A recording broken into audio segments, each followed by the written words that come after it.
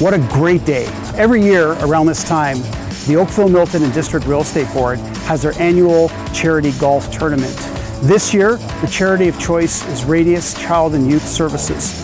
It's a really worthwhile charity located here locally in Halton, where we bring a collection of professionals, a lot of colleagues, realtors from all walks of life who come from as far as Brantford, as far as Durham, as far as Cambridge, and they come here to support us, and I really am grateful. We're going to be raising quite a lot of funds for Radius, and thank you so much for your support.